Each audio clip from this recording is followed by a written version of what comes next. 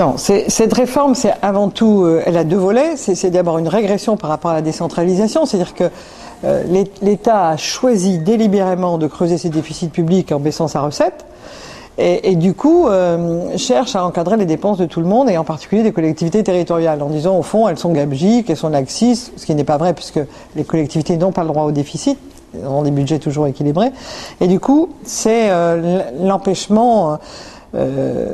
de faire avancer des politiques sur les territoires. Donc c'est la création d'inégalités territoriales, c'est vraiment un recul profond de la décentralisation et des moyens donnés aux collectivités territoriales. Donc ce sera un recul profond de tout ce qui a fait force, je crois, en France, qui est le service public rendu, bien sûr, directement par la puissance publique, par les collectivités, mais rendu par le monde associatif, qui trouvait l'essentiel quand même de ces financements sur les territoires auprès des collectivités territoriales.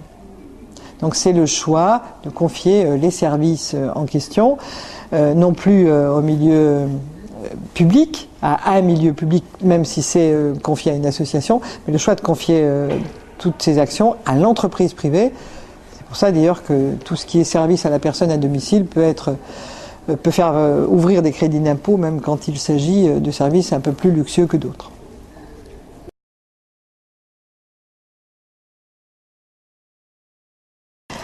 Nous, ce qu'on dit à l'ensemble de nos élus, c'est essayer, parce qu'ils ne vont pas forcément réussir, dans la mesure où ils n'ont plus de taxes professionnelles, plus d'impôts dynamiques, les régions n'ont plus d'impôts du tout.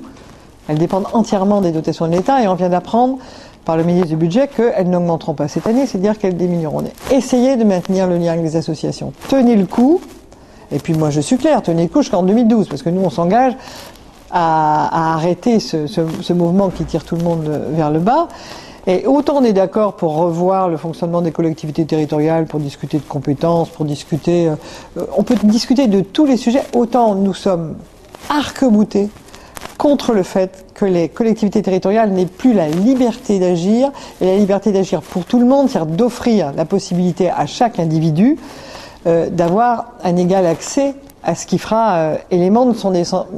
émancipation. C'est pour les enfants petits, c'est pour les adolescents, c'est pour l'accès à la culture, mais aussi c'est pour grandir toute la vie, c'est-à-dire avoir droit à l'éducation populaire, qui est quand même le seul garant qu'on continue à grandir toute la vie. Je ne fais pas confiance à la télévision ou à Internet pour remplacer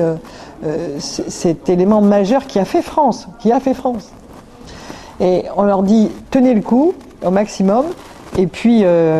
attendez